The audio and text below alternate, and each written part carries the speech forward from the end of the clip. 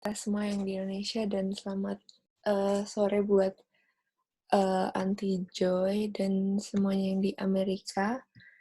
Hari ini kita akan melanjutkan Bible study kita kembali tentang buku Ministry of Healing yang bab ke-17.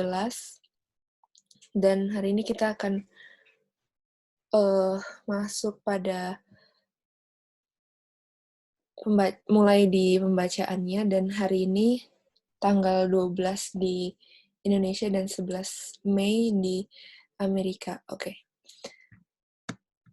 Jadi minggu lalu kita sampai di sini, sampai di Belloc dan Brillou's 7 Health Factors for Longevity. Jadi 7 unsur kesehatan untuk dimana kalau kita memperpanjang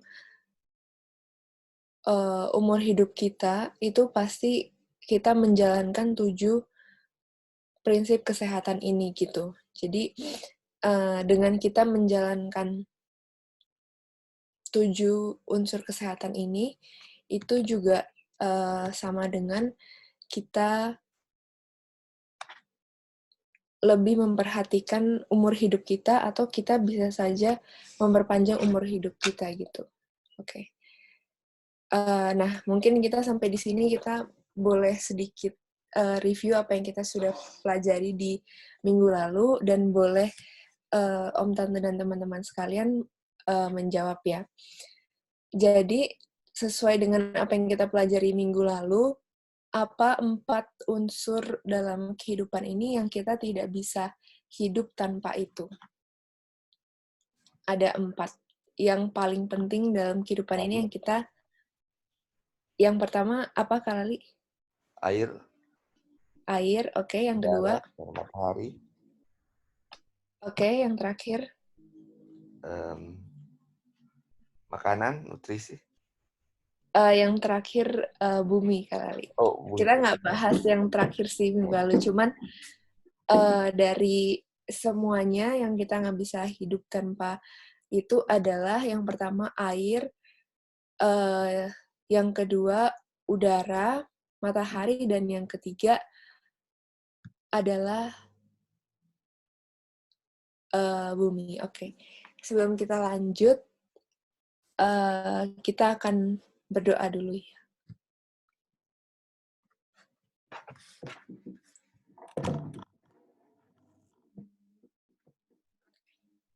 Mari kita sama-sama berdoa.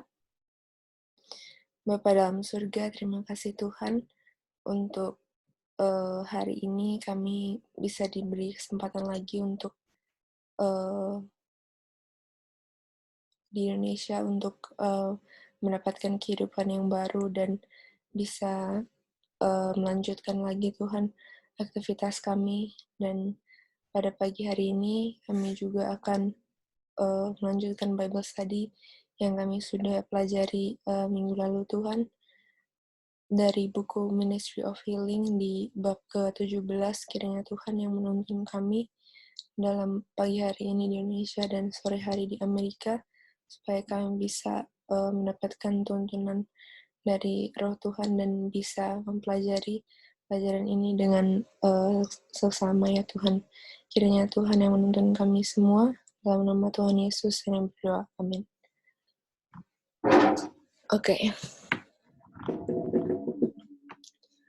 jadi itu adalah 4 faktor yang kita tidak bisa hidup tanpa itu.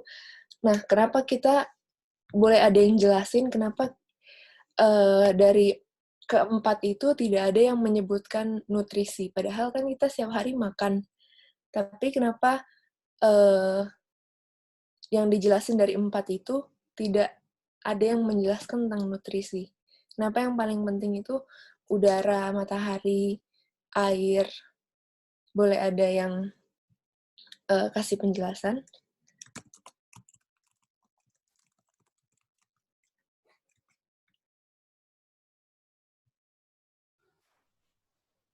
Karena mungkin tanpa nutrisi kita masih bisa hidup untuk beberapa waktu. Kayak ada yang bilang kan dengan sinar matahari kita bisa aja hidup biar walaupun tanpa makan yang Iya, betul, Kak. Jadi, dari penjelasan minggu lalu, nutrisi itu memang menghidupi kita 5%, tapi dialah yang menghidupkan, sel kita 95%-nya gitu. Jadi, memang kita, membutuhkan nutrisi itu sedikit, tapi sel kita yang membutuhkan makanan kita itu lebih banyak daripada, seluruh tubuh kita gitu. Oke. Ya, jadi, reviewnya hari ini sampai di situ. Kita akan lanjut, pelajarannya di hari ini.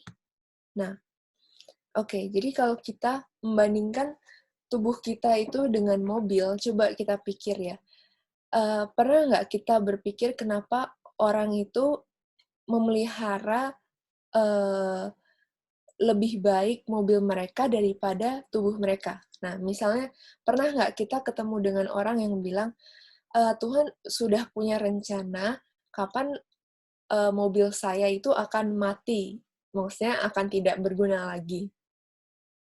Dan saya nggak perlu khawatir tentang itu, saya nggak perlu cek, eee, mobilnya, nggak perlu cek kapan saya harus ganti oli, atau kapan saya harus perbaiki apalah sesuatu yang secara rutin, dan saya nggak perlu, khawatir tentang tipe, bensin yang saya kasih ke mobil itu, gitu.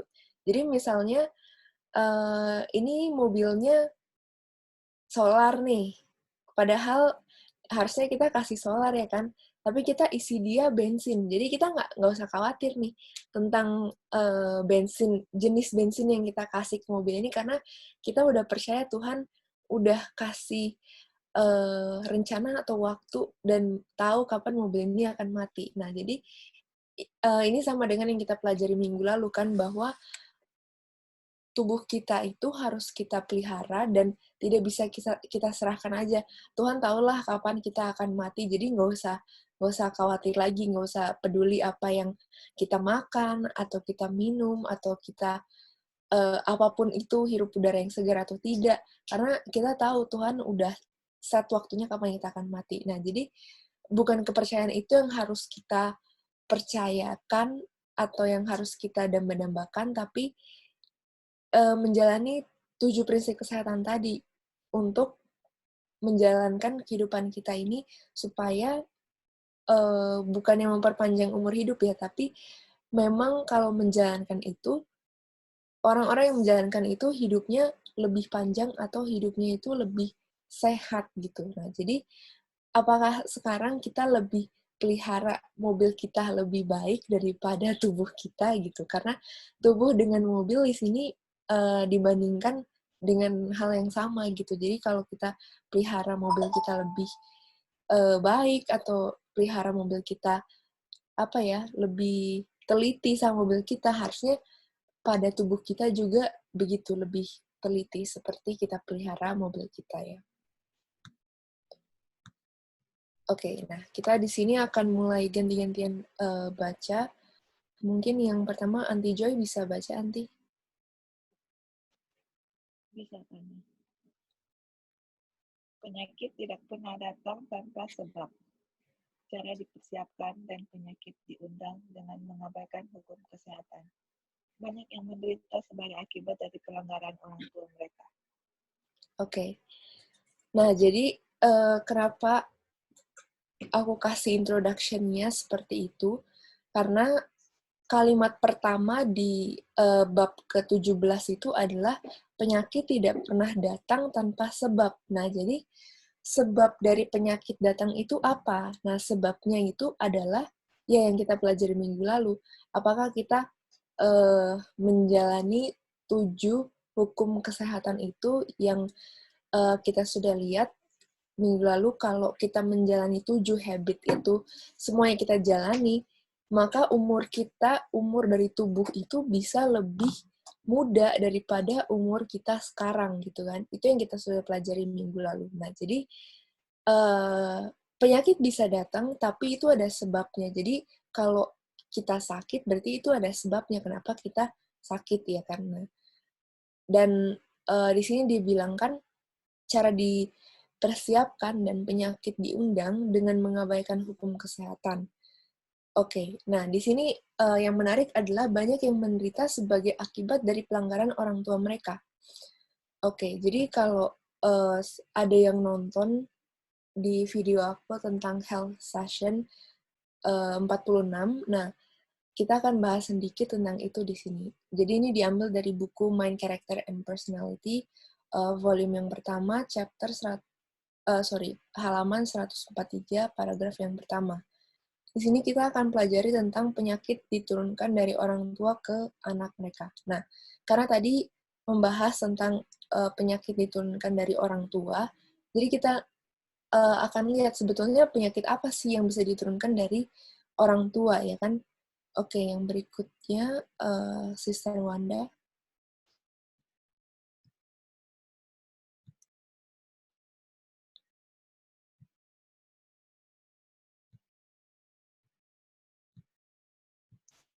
Kak Wanda ada?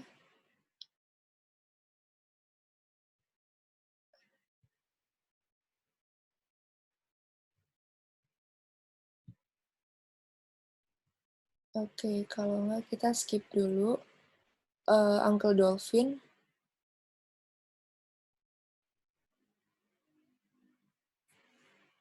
Uncle Dolphin ada? Iya. Oke, boleh baca yang... Dengar.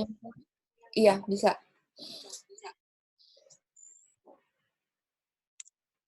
Penyakit diturunkan dari orang tua ke anak.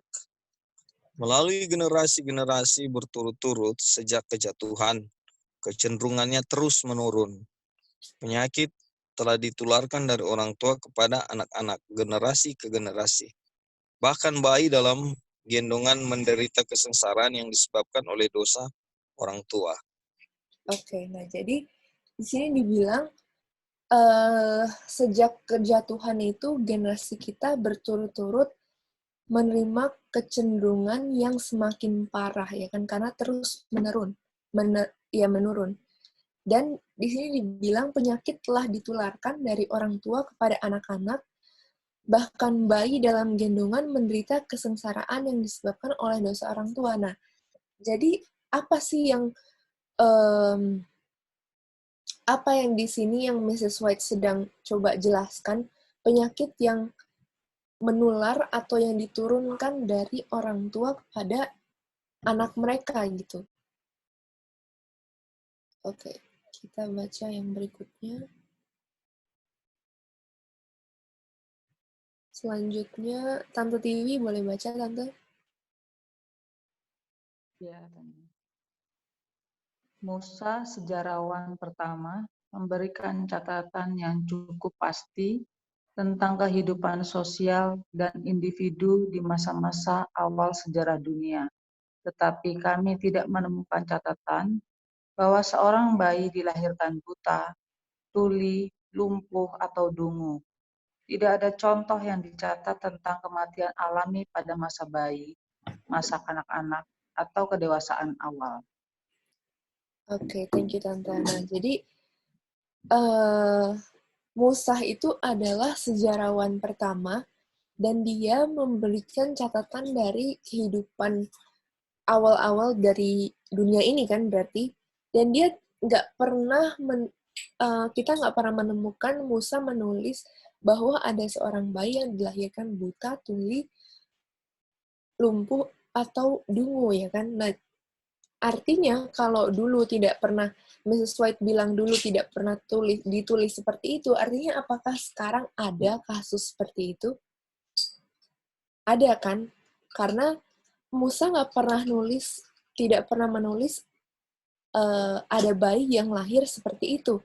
Berarti sekarang ada. Nah, oke, jadi ya ini sebagai contohnya, kalau bayi yang di sebelah kanan paling bawah itu adalah tidak bisa mendengar, dan saat dia dikasih alat bantuan untuk mendengar, baru dia bisa bereaksi gitu. Nah, jadi memang sangat disayangkan bahwa yaitu kembali ke ayat yang bilang bahwa sekarang itu atau di akhir zaman ini sama seperti dengan zaman sebelum air bah, ya kan, makan dan minum,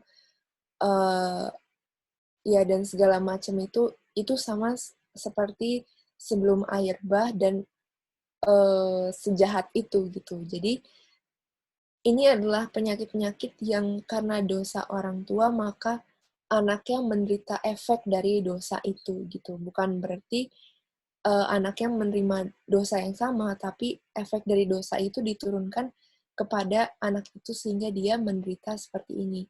Dan kalau kita belajar tentang kenapa sih mereka itu bisa seperti ini, kenapa bisa ada yang menjadi anak kebutuhan khusus dan segala macam itu karena mereka memiliki yang namanya kromosom disorder. Jadi kalau kita belajar tentang kromosom, kita tahu kita punya kromosom itu 46 ya kan. Nah, tapi mereka yang menjadi kebutuhan khusus, menjadi anak yang berkebutuhan khusus, itu karena kromosomnya bisa saja lebih atau bisa saja kurang gitu. Jadi ya memang itu adalah hal biologis yang kita harus pelajari, tapi itu bisa dipengaruhi oleh makanan dari seorang ibu. Jadi saat ibu itu makan saat dia mengandung, itu mempengaruhi juga kesehatan dari bayi mereka gitu. Jadi sangat harus diperhatikan sekali apa yang seorang ibu makan saat dia mengandung, ya kan. Oke. Jadi untuk Om Tante dan teman-teman sekalian, kalau ada yang mau ngasih tambahan atau pertanyaan, silakan langsung di-cut aja, oke. Sampai di sini semuanya sudah mengerti, jelas, tidak ada pertanyaan.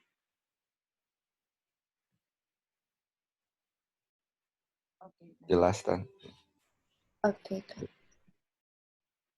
Oke, kita lanjut ya.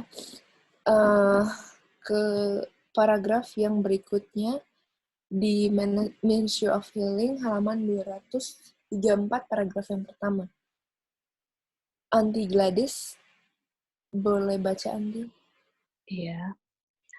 Meskipun mereka tidak bertanggung jawab atas apa yang telah dilakukan orang tua mereka, namun tugas mereka adalah memastikan apa yang ada dan apa yang bukan pelanggaran hukum kesehatan.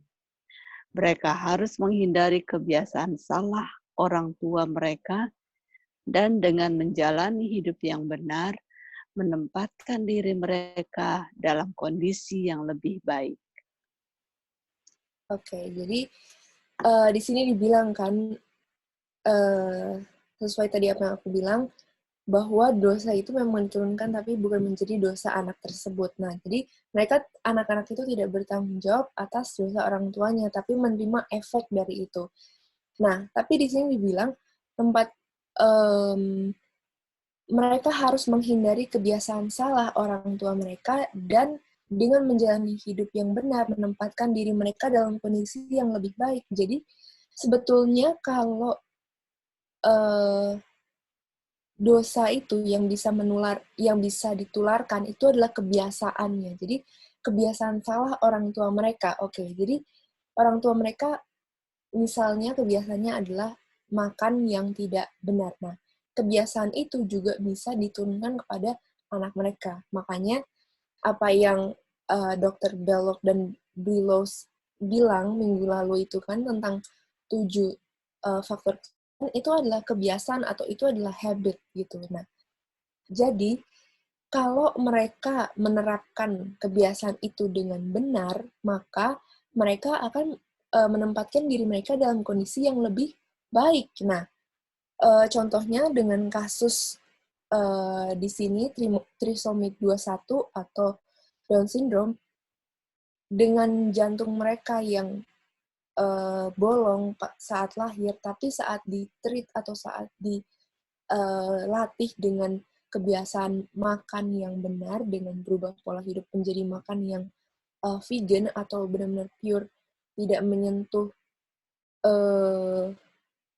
ya yang di luar vegan itu sama sekali, justru jantungnya itu bisa menutup gitu. Nah, memang itu adalah suatu hal yang di dunia ya di luar dari vegan itu tidak mempelajari pentingnya atau fitokimia dari setiap makanan atau setiap tumbuh-tumbuhan. Nah, tapi itulah yang harus kita pelajari ya sebagai medical missionary worker juga, kita harus mengerti dari setiap tanaman atau setiap tumbuhan itu gunanya apa gitu, dan ya itulah yang menjadi remedies untuk kita sekarang ya kan. Dah, oke. Kita akan lanjut lagi. Jadi kalau untuk anak-anak yang menderita seperti itu, kromosom disorder, ada kemungkinan untuk bisa berubah dari pola makan mereka, tapi memang itu harus sangat teliti, harus sangat hati-hati, dan memang harus konsentrasi sekali untuk mendidik anak yang seperti itu, dan makannya harus sangat diperhatikan gitu. Oke. Paragraf berikutnya. Oh, Tania. Ya, silakan Anti. Oke. Ini mungkin saya baru join, mungkin ada pembahasan sebelumnya, cuma mau tanya, apakah kalau bayi lahir cacat itu dikarenakan ya pelanggaran dan kurangnya nutrisi, atau juga dari segi emosi dari ibu yang mengandung, mungkin waktu mengandung dia suka marah-marah atau envious atau nervous, apakah itu juga mempengaruhi dari kecacatan bayi yang lahir ini? Ya, thank you. Iya, Anti. Nah, kalau waktu itu sih aku pernah pas belajar biologi tentang DNA, RNA, tentang sel, itu aku pernah tanya ke guru biologiku seperti itu, kalau dari segi biologisnya, ini secara biologis berarti secara DNA, secara sel gitu ya, Anti, itu sebetulnya tidak bisa merubah. Jadi memang semuanya pure dari apa yang dia makan, murni dari apa yang dia makan.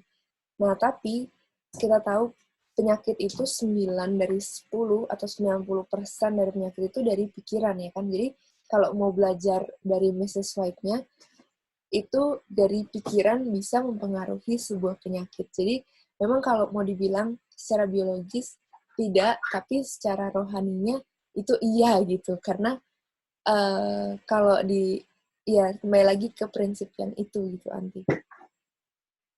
Gimana, Anti? Apakah menjawab? Iya, jadi kalau lagi hamil ini harus super hati-hati ya, baik nutrisi, emosi, mental, spiritual, memang harus kita perhatikan baik-baik karena sangat mempengaruhi di bayi akan kita lahirkan ya. Oke Iya. kan ya. Ya, thank you. Iya, Anti. Kembali lagi ke 7 faktor tadi gitu. Habit itu kan dijalankan semuanya gitu. Semakin kita jalankan semuanya, maksudnya bukan hanya mementingkan tubuh kita, tapi itu mementingkan, misalnya seorang ibu itu mengandung, yang mementingkan bayi yang dia kandung juga gitu. Karena apa yang ibu itu makan buat bayinya juga kan. Gitu. Oke, kita lanjut. Sekarang di halaman 234, paragraf yang kedua. Oke. Di sini ada Dion, boleh baca.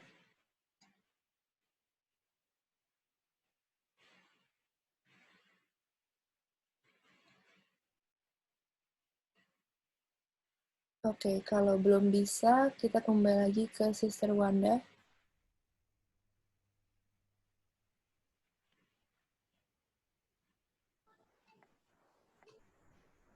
Oke, sis.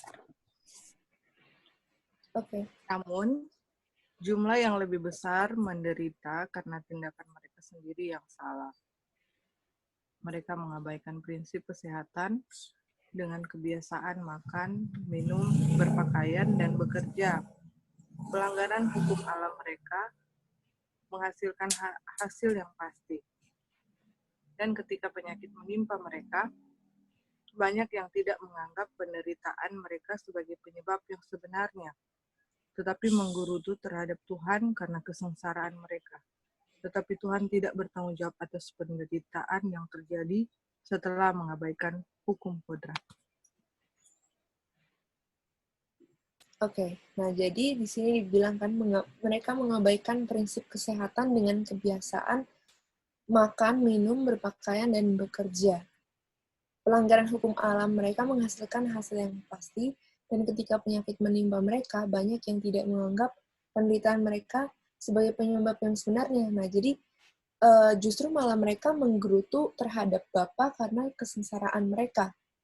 Tetapi Tuhan tidak bertanggung jawab atas penderitaan yang terjadi setelah mereka mengabaikan hukum alam itu. Jadi, di sini dijelaskan sekali lagi bahwa pelanggaran hukum alam itu yang menghasilkan penyakit.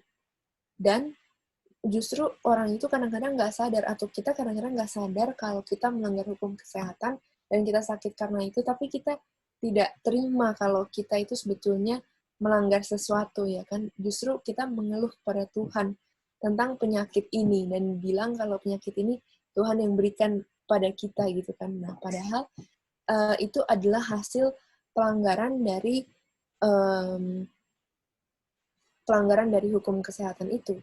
Nah, sekarang kita akan lihat tujuan Tuhan terhadap obat-obat alami untuk kehidupan yang lebih panjang. Nah, di sini kita akan melihat dari cerita dari Hizkia atau Hezekiah. Ya, ini cerita dari Alkitab. Nah, apakah di sini ada yang tahu cerita dari Raja Hizkia itu seperti apa? Apa yang Tuhan berikan kepada Raja Hizkia yang sangat terkenal?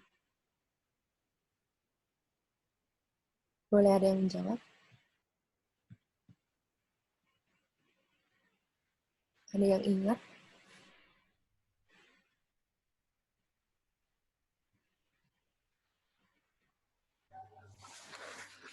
Maksudnya natural remedy-nya tanya atau? Maksudnya ininya Antri, cerita dari Hizkia-nya itu apa yang Tuhan berikan? Bukan natural remedies-nya, nggak apa-apa sih. Apa eventnya? Tambahan hidup. Nah, iya, tambahan hidup kan. Jadi, Tuhan memperpanjang umur Hizkia atau Raja Hizkia itu selama 15 tahun lagi, dan ditulis di Mrs. White itu di matahari itu mundur 10 derajat gitu. Oke. Nah, di sini ceritanya. Selected Messages, volume yang kedua, halaman 286. Kalali boleh baca? Oke. Ide yang Anda pegang bahwa tidak ada obat yang harus digunakan untuk orang sakit adalah kesalahan. Tuhan tidak menyembuhkan orang sakit tanpa bantuan alat penyembuhan yang berada dalam jangkauan manusia. Atau ketika manusia menolak untuk diuntungkan oleh obat sederhana yang disediakan Tuhan dalam udara dan air murni. Oke. Jadi,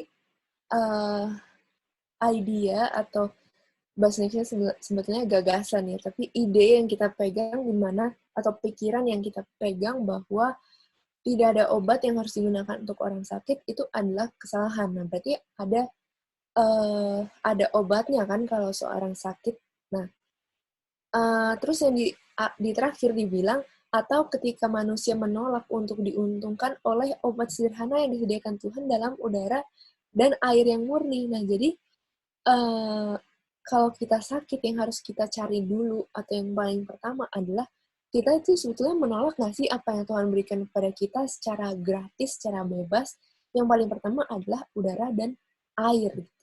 Jadi dua hal itulah yang di sini Mrs. White kasih penjelasan kan, kasih penekanan. Nah, lalu berikutnya Mrs. White bilang, ada dokter di zaman Kristus dan di zaman para rasul. Lukas disebut dokter tercinta. Dia percaya bahwa Tuhan membuatnya terampil dalam penerapan pengobatan. Nah, jadi kita tahu dalam Alkitab yang di zaman para rasul, Lukas lah salah satu dokter, ya kan. Nah, dan dia percaya Tuhan yang membuat dia terampil. Oke. Nah, berikutnya Mesloid mention atau Mesloid menjelaskan tentang cerita tentang Hizkia. Oke, Aunty Joy boleh baca, Aunty? Tanya bisa skip dulu, Tan? Oh iya, boleh, Aunty. Thank you. Ya.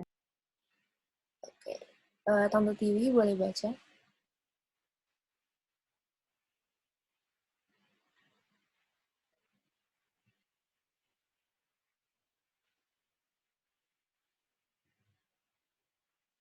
Oke, kita skip dulu. Uncle Dolphin ada?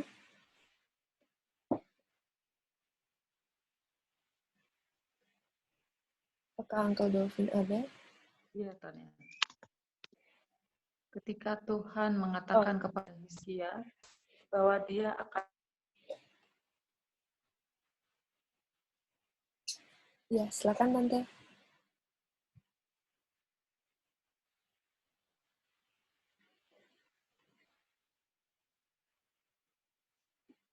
Hilang signal kayaknya, Tanya. Oh iya, bilang ya. Kita bisa baca sekarang. Oh, oke. Ketika Tuhan mengatakan kepada Hizkia bahwa dia akan memperpanjang hidupnya selama 15 tahun, dan sebagai tanda bahwa dia akan memenuhi janjinya, menyebab maaf terputus. Iya, Iya, Tan. Tante putus.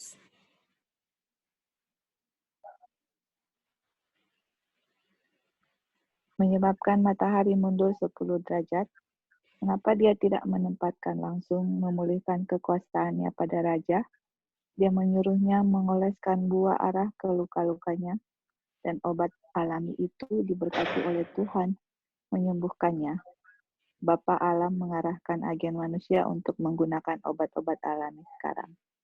Oke, nah jadi ini adalah cerita Hizkia di mana Tuhan itu memperpanjang umur hidupnya selama 15 tahun dan sebagai tandanya matahari itu mundur 10 derajat. Nah, di sini pertanyaan yang Mesoid kasih adalah kenapa nggak Tuhan langsung aja memulihkan dengan kuasanya? Nah, jadi kenapa nggak Tuhan langsung saat itu, oke, Hizkia langsung sembuh. Seperti waktu Tuhan Yesus ada di dunia ini, tanah liat dikasih dengan air ludah, orang yang buta langsung bisa lihat.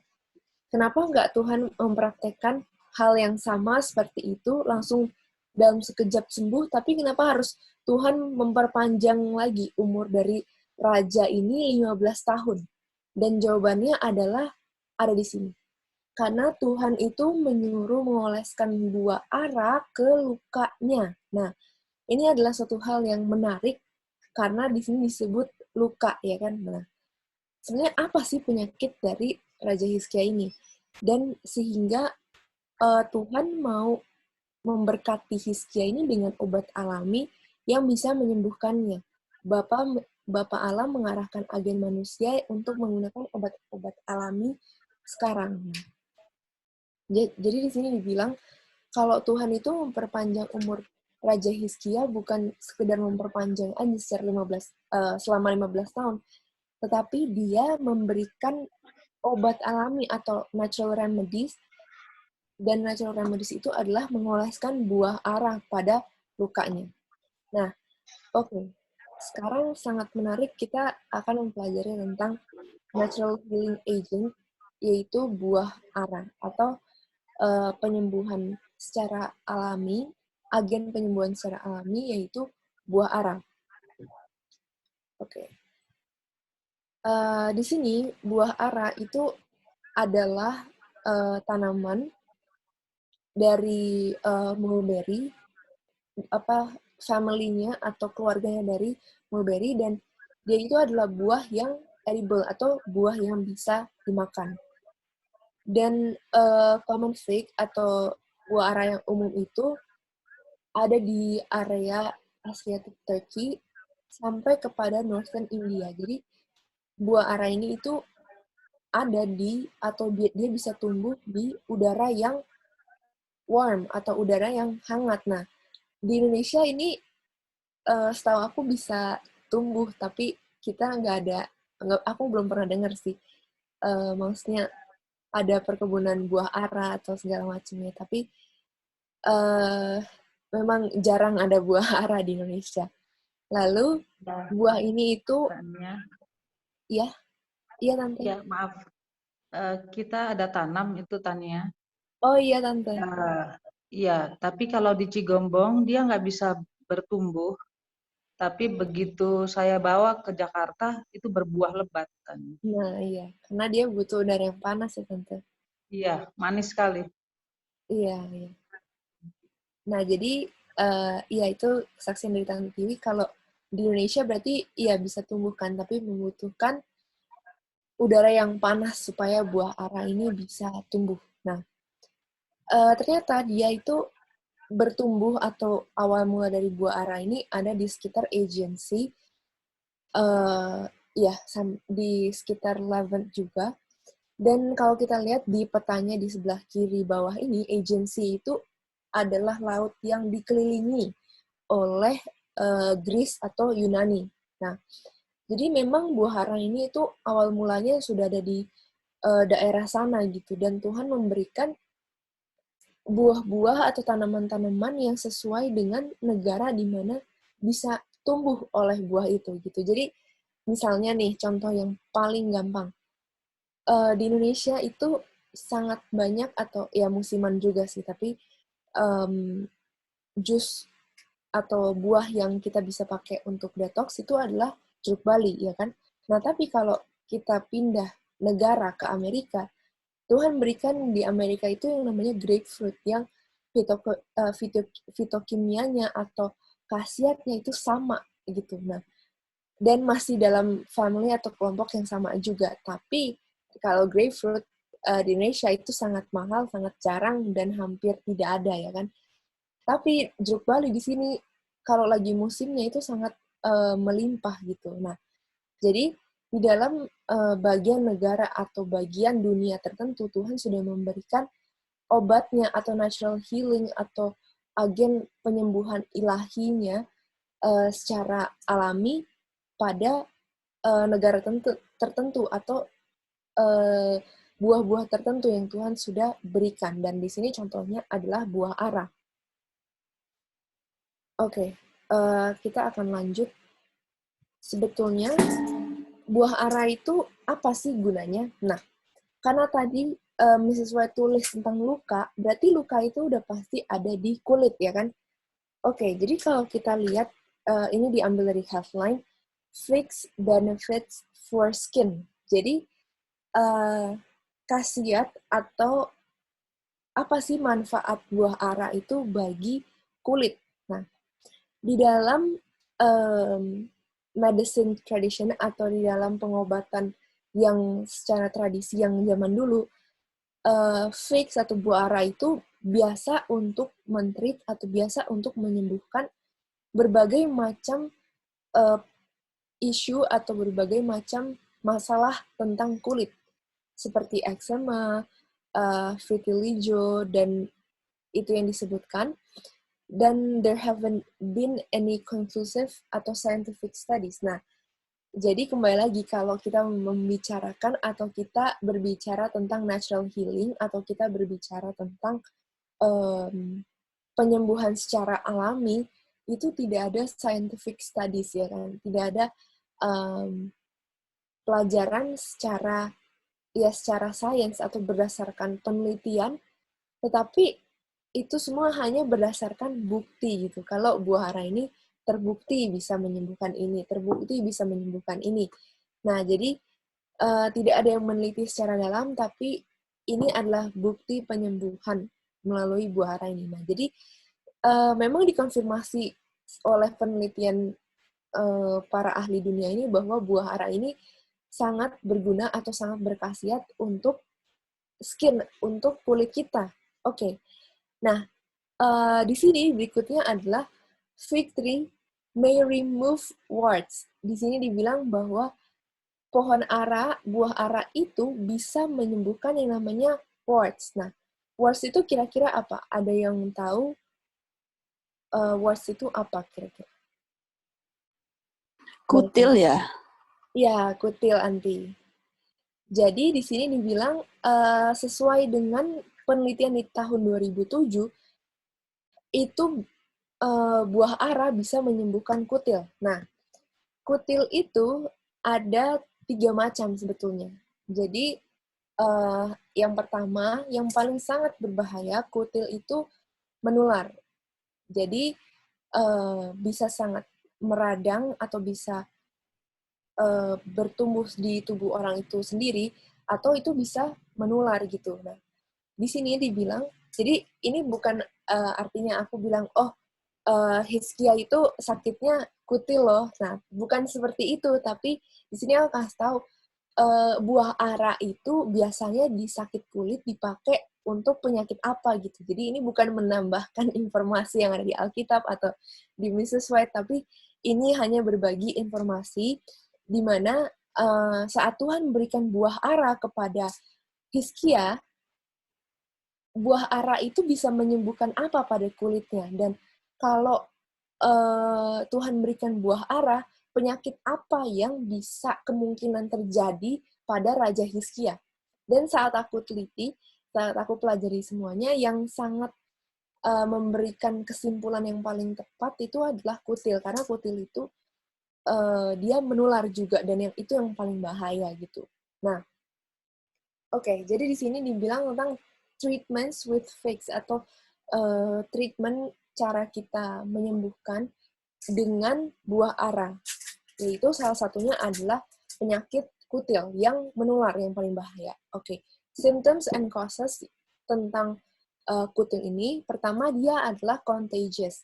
Jadi dia itu menular. Ini adalah kutil yang yang tipe pertama yang paling bahaya, itu dia menular dan bisa ditemukan di tangan, di lengan, di muka, dan juga di seluruh tubuh.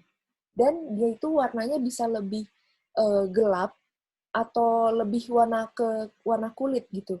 Dan berbagai macam ukurannya gitu. Dan they can be spread by picking, itu bisa ditularkan oleh picking, trimming, and touching them. Jadi saat kita menyentuh itu saja, itu sudah menular ke kita. Dan kalau di muka kita itu bisa ditularkan oleh shaving. Nah, apa sih treatmentnya untuk kutil ini? Di sini dibilang treatmentnya adalah green fig juice. Jadi, juice from barely ripe figs applied several times a day. Jadi, salah satu treatment atau salah satu obat alami yang kita bisa terapkan itu adalah green fig juice. Jadi saat buah ara ini masih warnanya hijau dan saat dia lagi matang-matangnya, itu di blender, bukan di blender, di jus. Jadi saat di jus, airnya itu yang kita apply atau kita taruh pada kulit kita beberapa kali setiap harinya. Nah, jadi dari semuanya yang aku pelajari, buah ara ini menyembuhkan kutil seperti ini gitu. Jadi Tuhan berikan kepada Raja Hizkia dan memperpanjang umurnya selama 15 tahun, memundurkan matahari sebanyak 10 derajat, untuk menyatakan bahwa natural remedies, natural healing, atau penyembuhan secara alami, dengan adanya buah ara itu bisa menyembuhkan penyakit kulit. Dan itulah yang Tuhan mau berikan, atau itulah yang Tuhan mau berikan contoh, atau ini loh jalan kesembuhan ilahi yang bisa digunakan, obat alami yang bisa digunakan sehingga bisa menyembuhkan penyakit kulit. Dan Mrs. White juga tulis bahwa itu diberikan pada kulitnya atau diberikan pada lukanya.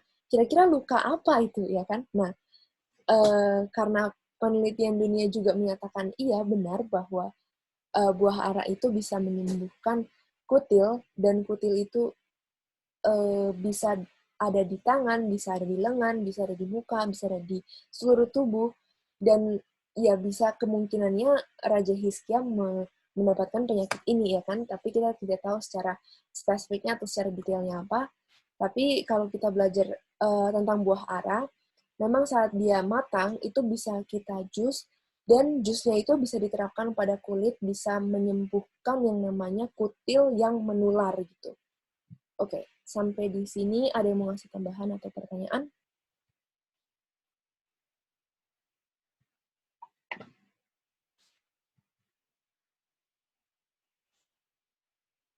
Oke, apakah semuanya sudah jelas?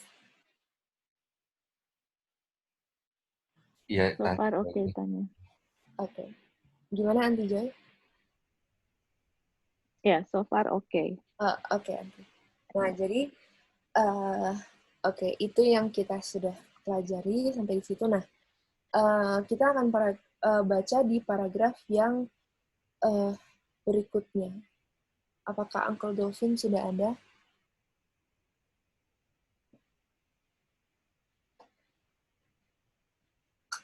Oke, kalau belum ada,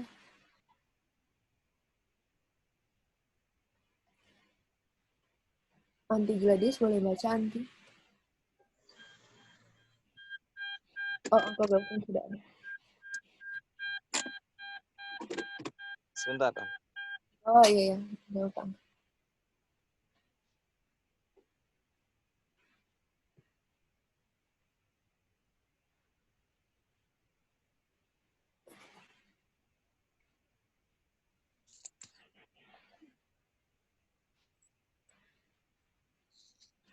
Tuhan telah memberkati kita dengan sejumlah kekuatan vital.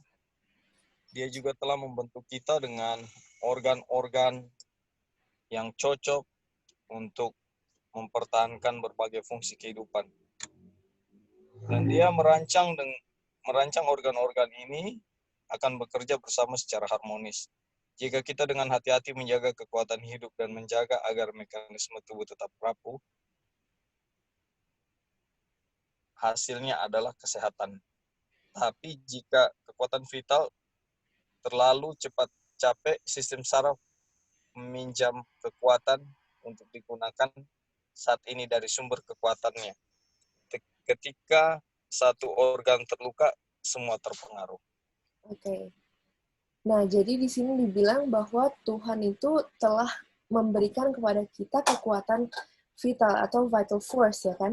Tetapi jika kekuatan vital terlalu capek, sistem saraf meminjam kekuatan untuk digunakan saat ini dari sumber kekuatannya, dan ketika satu organ terluka, semuanya terpengaruh. Nah, jadi kekuatan vital atau vital force itu sangat penting bagi kesehatan tubuh kita, ya kan, apalagi sekarang dalam masa pandemi seperti ini.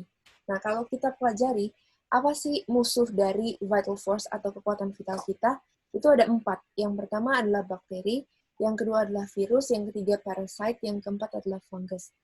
The immune system will detect these foreign organisms as it enters the body. Jadi saat 4 ini masuk ke dalam tubuh kita, imun sistem kita itu langsung atau dengan sekejap akan mendetek ini adalah suatu hal yang asing yang masuk ke dalam tubuh kita gitu. Jadi 4 musuh dari kekuatan vital kita: bakteri, virus, parasit, yang keempat adalah fungus. Nah, di Matius 12 ayat 29 dibilang, atau bagaimanakah orang dapat memasuki rumah seorang yang kuat dan merampas harta bendanya apabila tidak diikatnya dahulu orang kuat itu, sesudah diikatnya barulah dapat ia merampok rumah itu. Nah, jadi saat perampok datang ke mau merampok, harus dia mengikat dulu orang yang kuat atau pemilik rumahnya itu kan, baru dia bisa merampok rumah itu.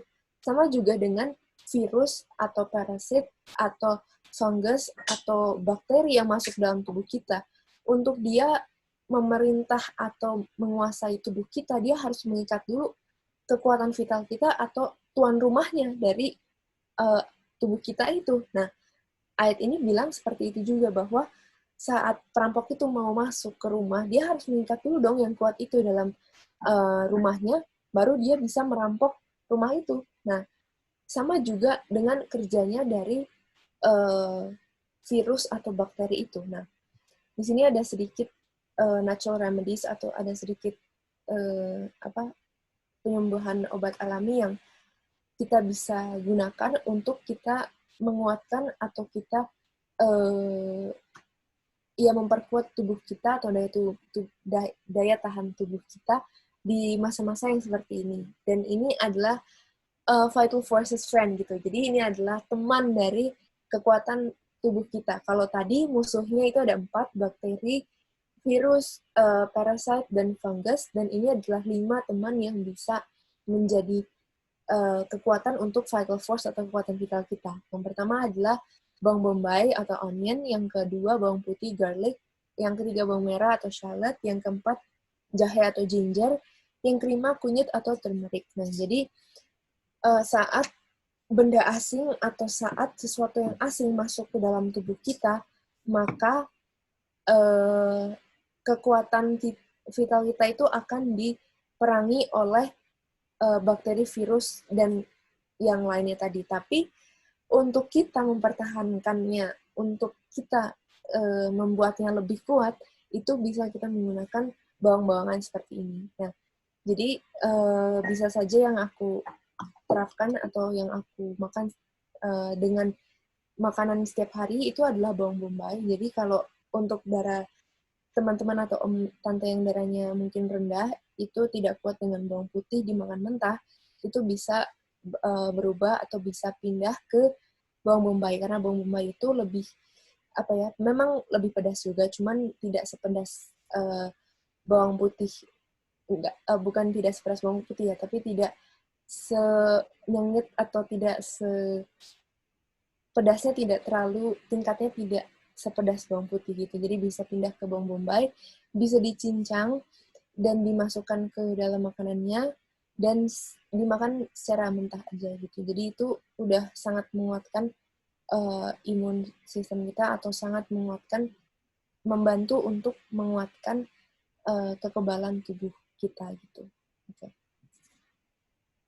Nah, mungkin kita di hari ini sampai pada di sini aja, karena untuk berikutnya kita akan mempelajari tentang nature dan juga di sini Mrs. White sebut tentang fever. Oke. Oh, mungkin kita bisa sedikit lagi ya, karena ini pendek sih. Oke. Berikutnya Anti Angel, boleh baca Anti?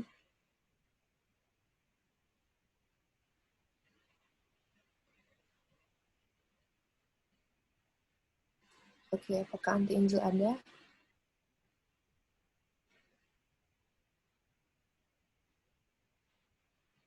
Oke, kalau belum ada, Kak Roy, boleh baca Kak Roy? Atau Kak Wanda? Boleh. Oke. Alam menanggung banyak penyiksaan tanpa perlawanan nyata. Dia kemudian bangkit dan berusaha keras untuk menghilangkan efek dari perlakuan buruk yang telah dideritanya.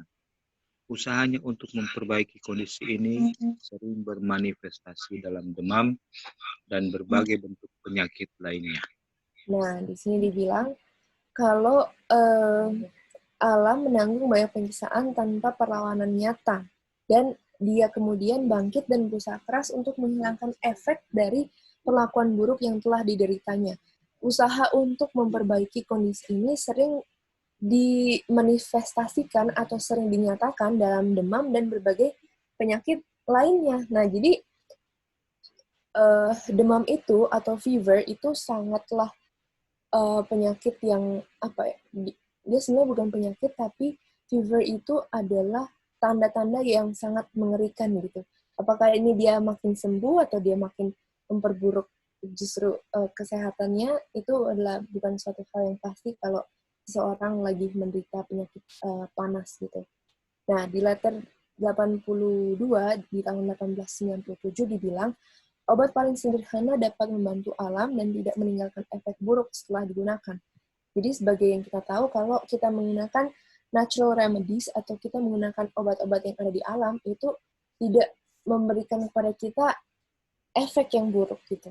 Nah, di sini, di paragraf yang berikutnya dibilang, obat-obatan sederhana dari alam akan membantu pemulihan tanpa meninggalkan efek samping yang mematikan yang sering dirasakan oleh mereka yang menggunakan obat-obatan beracun. Nah, jadi, obat-obatan yang sederhana, yang ada di alam, yang alami, yang sangat gampang kita terima dari alam, itu tidak meninggalkan efek-efek yang diderita oleh kalau kita menggunakan obat-obat yang beracun. Nah, ini dibilang di zamannya Mrs. White gitu, saat obat-obatan belum ada pengetahuan seperti sekarang ya kan. Jadi memang sangat dibutuhkan pengetahuan medical missionary atau pengetahuan yang lebih lanjut lagi tentang pentingnya obat alami dalam kesehatan dan seluruh sistem tubuh kita gitu. Dan di sini dibilang kekuatan ini pasien harus diajarkan untuk berolahraga dengan belajar makan makanan sederhana, sehat dengan menolak untuk membebani perut dengan berbagai makanan pada satu kali makan. Semua hal ini harus menjadi pendidikan bagi orang yang sakit. Jadi bisa saja seseorang itu sakit karena kurangnya pengetahuan atau kurangnya pendidikan tentang obat alami atau tentang makanan yang dimakan, harus makan makanan yang sederhana, sehari harus berapa kali makan. Jadi memang orang yang sakit pun harus dididik kenapa mereka sampai bisa menderita penyakit ini gitu. Bisa saja karena mereka tidak menjalankan 7 kebiasaan kesehatan yang seharusnya mereka jalani dalam kehidupan mereka. Nah, jadi saat mereka sakit pun harus dikasih edukasi, dikasih pengetahuan kenapa sih sampai bisa terjadi penyakit itu. Nah, itu yang disebutkan dengan alam menanggung banyak pelecehan atau banyak abuse tanpa perlawanan nyata. Dan kemudian bangkit lagi berusaha keras untuk menghilangkan efek dari perlakuan buruk yang telah dideritanya gitu. Di sini Mrs. White menyebutkan tentang yang namanya fever atau yang namanya demam. Nah, ini diambil dari sebuah buku yang menjelaskan tentang jika suhu tubuh naik, semua fungsi tubuh menjadi lancar. Nah, kita tahu kalau seorang anak sakit menderita penyakit demam, pasti sudah sangat ketakutan atau sangat khawatir, harus dikasih ini, harus dikasih obat ini, turunkan panasnya segini. Memang fever atau demam itu bukan bukan sebuah penyakit, tapi itu adalah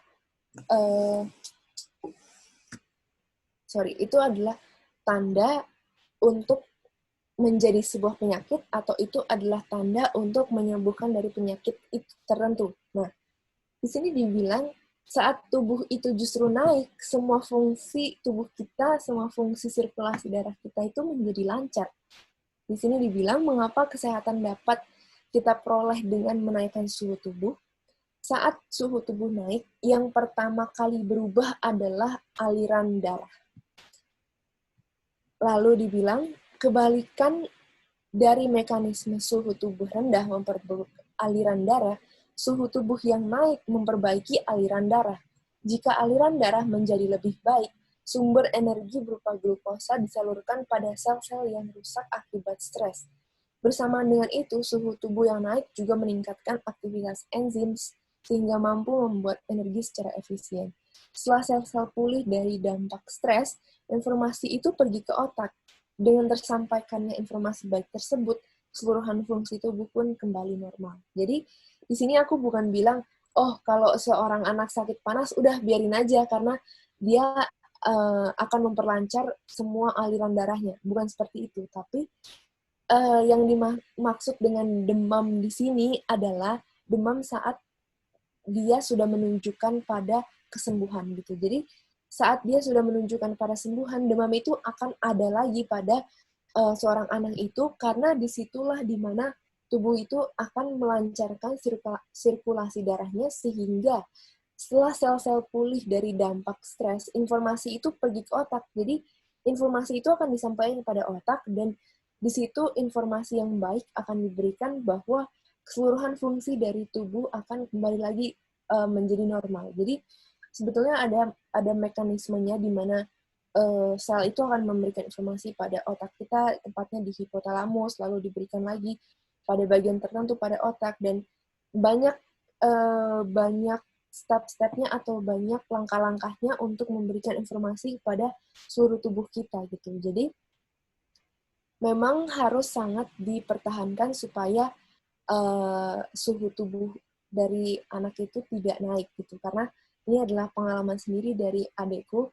Dia menderita staph atau matanya naik ke atas itu sudah 3 kali dalam hidupnya di bawah umur 12 tahun gitu. Jadi memang itu wajar untuk seorang anak laki-laki untuk menderita atau mendapatkan penyakit itu, dan memang itu sangat mengejutkan dan sangat menegangkan karena ya banyak kisahnya yang bisa lewat karena penyakit itu. Nah, tapi di sini dibilang tidak ada yang kita bisa berikan atau tidak ada obat yang kita bisa berikan kepada anak itu selain dari mempertahankan suhunya supaya tidak naik. Dan kalaupun itu naik, ya kita harus kasih dengan obat alami atau obat yang secara langsung bisa menurunkan, tapi suhunya jangan terlalu rendah sehingga aliran darah dalam tubuhnya itu menjadi tidak baik, karena saat seorang anak itu tubuhnya memberikan kode untuk sembuh, dia akan menaikkan suhu tubuhnya sedikit supaya sirkulasi darahnya itu menjadi lebih lancar dan memberikan sinyal kepada otaknya untuk mengembalikan keadaan tubuhnya menjadi normal lagi. Nah, tapi memang fever atau demam itu adalah tanda-tanda penyakit yang menjadi sangat membingungkan, apakah ini sudah akan sembuh atau justru ini akan menjadi panas lagi, ya kan? Dan itu sangat merepotkan kalau sudah melangkah atau sudah sampai ke tahap penyakit itu gitu. Nah, untuk kita di pertemuan kali ini sampai di sini aja. Di pertemuan berikutnya kita akan belajar tentang obat-obat rational remedies, dan juga yang terakhir adalah istirahat sebagai obat kita. Oke. Sampai di sini ada yang mau kasih pertanyaan, tambahan, atau input?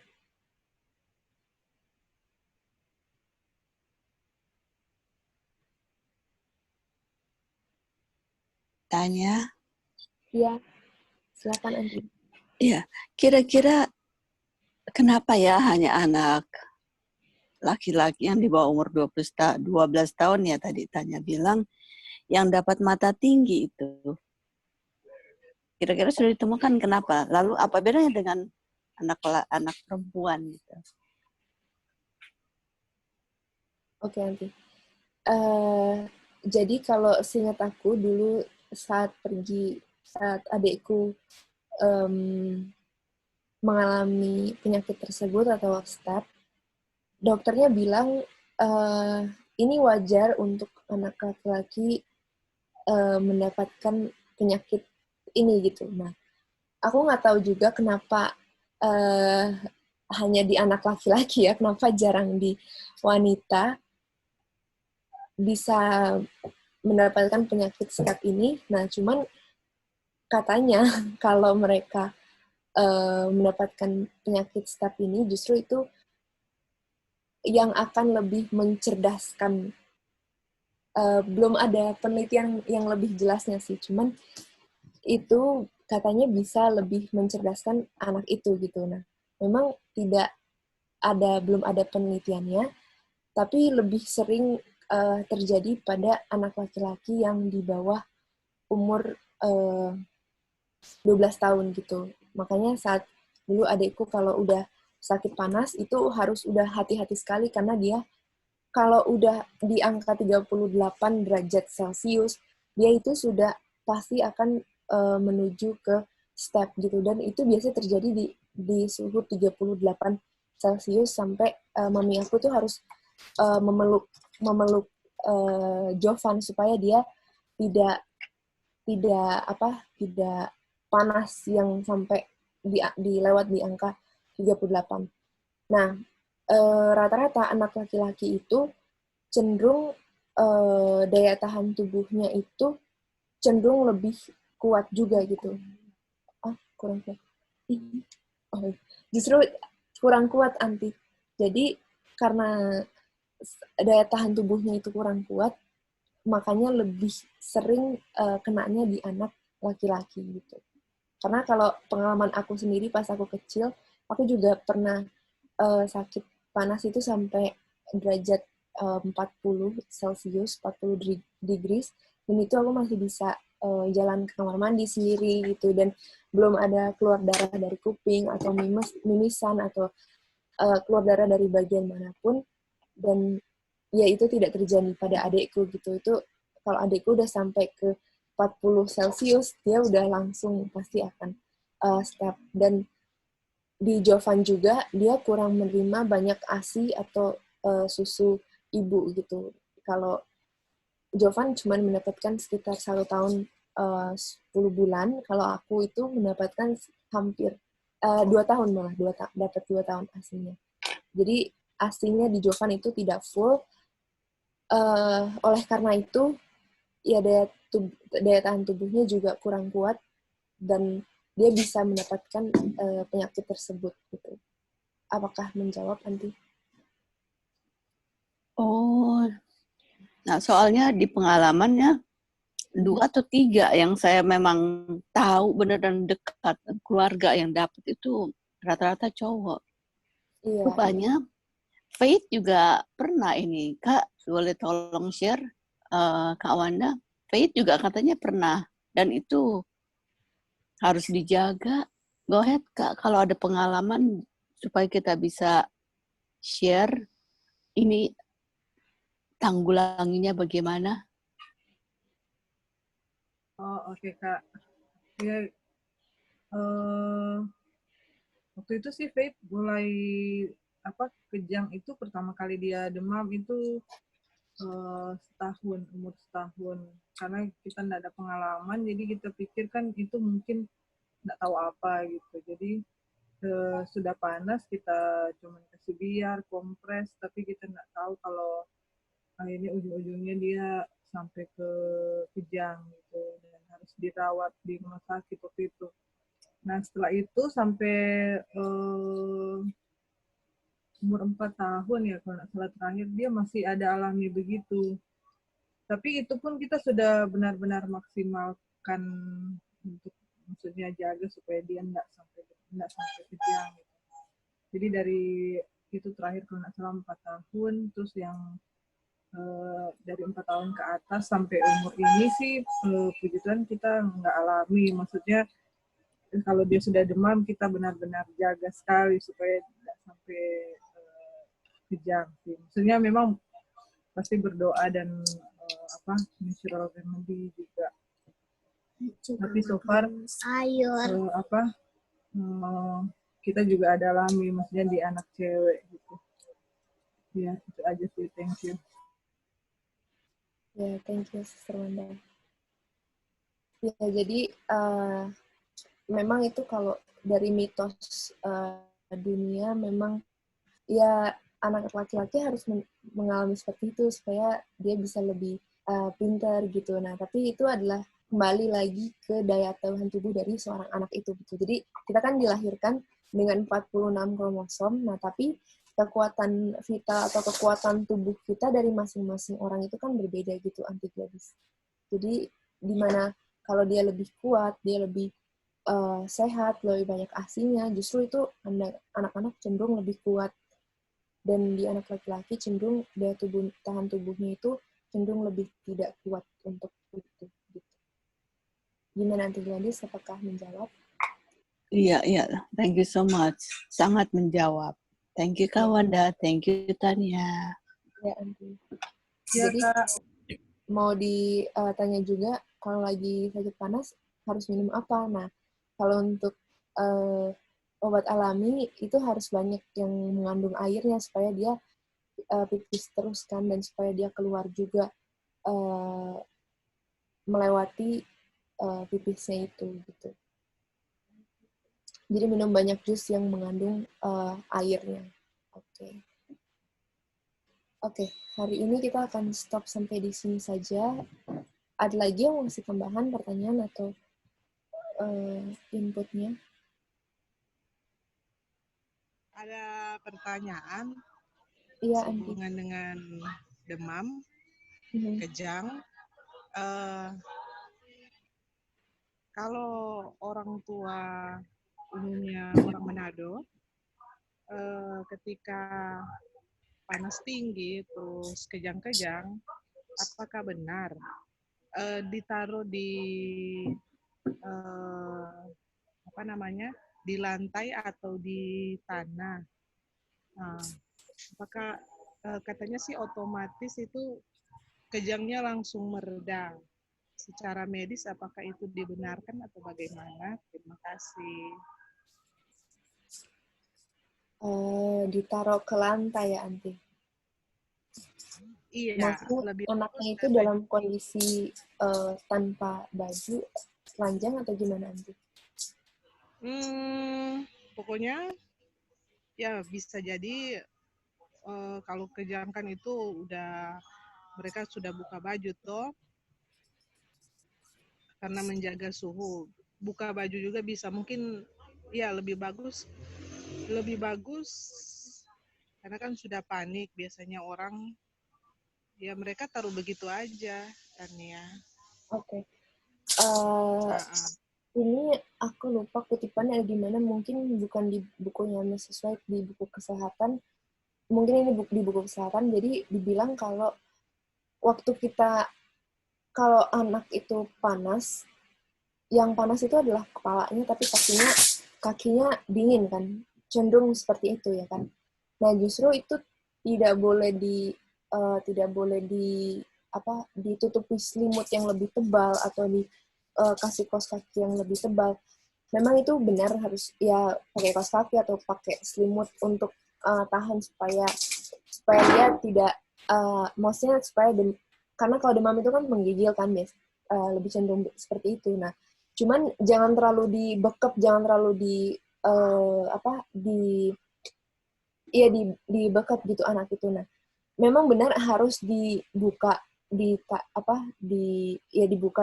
bajunya atau anaknya dibuka dari selimut. Cuman aku belum tahu sih kalau ada yang sampai di lantai gitu, Andi.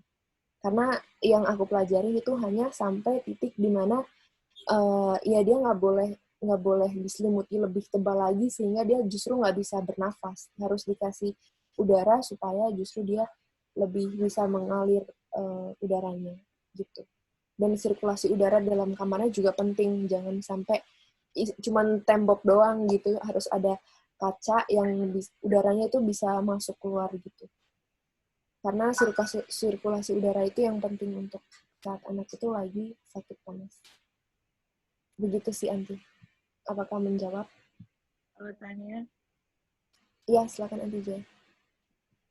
Ya, jadi kalau misalnya anak kejang-kejang kan, kenapa orang istilahnya mungkin taruh di lantai atau apa, jadi itu bisa jadi untuk prevent anak yang kejang-kejang itu jatuh kalau taruh di tempat tidur gitu. Tetapi secara medis kalau kita lihat taruh di lantai terus berhenti sih enggak ada, istilahnya tidak ada rasional gimana ya, oh kalau taruh di lantai kenapa dia bisa stop, enggak. Jadi yang kita bisa lihat adalah taruh di lantai itu supaya untuk prevent, untuk mencegah nggak jatuh aja, tapi nggak membuat orang itu stop dia punya kejang-kejang seperti itu. Dan kejang-kejang juga kan ada dia punya jangka waktunya ya. Jadi mungkin pas taruh di lantai supaya nggak jatuh dan memang sudah saatnya dia berhenti kejang, jadi mungkin dari persepsi itulah orang berpikir oh harus taruh di lantai supaya kejang-kejangnya mungkin berhenti gitu. Tapi secara masuk di akalnya nggak gimana ya, nggak ada alasan atau rasional di balik itu yang untuk harus taruh di lantai dan berhenti dia punya kejang-kejang. Ya, thank you Auntie Jo. Oke, ada lagi yang mau ngasih pertanyaan tambahan? Tanya. Ya, Auntie. Ya. Seingat kita, waktu itu Nathan, umur 3 atau 4 tahun, Auntie Acil bilang, dia juga suka kejang-kejang, direndam di bak. Dan di sini kebetulan kita punya bathtub ya, direndam air dingin. Ini kan karena dia tinggi, fever ya. Nah, tapi jangan juga ditinggal sampai lama. Pokoknya kita raba lah ini anak, udah agak turun, diangkat. Jangan sampai juga nanti dia akhirnya kedinginan dan masuk itu dingin ke, jadi maksudnya another thing that problem. Jadi waktu itu cuma ditaruh di bak air dingin sih. Nah mungkin make sense juga itu. Maksudnya mungkin lantai dingin ya karena fever supaya saya dingin. Tapi kalau untuk mau itu saya juga mungkin ya, itu mungkin ya taruh di lantai atau ditaruh di bak untuk menurunkan dia punya panas yang tinggi. Itulah pengalaman. Thank you. Iya, memang jadi emang fever ini menjadi suatu hal yang jadi sangat repot karena entah fever itu justru bikin, makanya tadi aku bilang entah fever ini justru malah bikin makin sakit atau justru dia adalah tanda-tanda supaya ini sembuh gitu. Karena kalau dia tanda-tanda untuk sembuh setelah dia panasnya naik 1 derajat sedikit, nah setelah itu dia turun dan habis itu anak itu keringetan ya kan. Dan kalau sudah menunjukkan keringetan itu ya artinya itu menunjukkan pada kesembuhan gitu. Oke, kita di sini di hari ini sampai di sini aja, kita akan lanjutkan di pertemuan yang berikutnya. Ada yang mau volunteer untuk berdoa?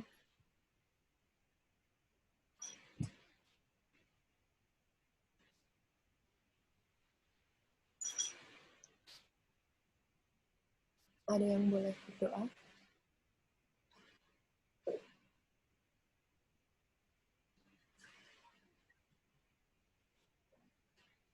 Oke. Mungkin Aunty Gladys yang tadi sudah nyala, boleh Aunty Gladys berdoa, Aunty?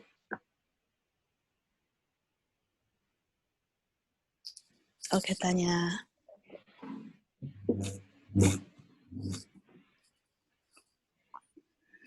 Kita satu dalam doa.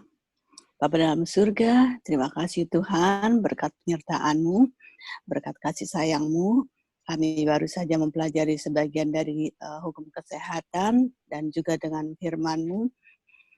Kiranya Tuhan ini boleh menjadi pegangan bagi kami di saat-saat ini di mana kami selalu menghadapi ujian dan kami sedang dimurnikan. Apapun yang kami hadapi, selalu konsultasi dan selalu mendapatkan nasihat yang tepat, yang baik, yang berguna untuk kesehatan kami. Terima kasih Tuhan.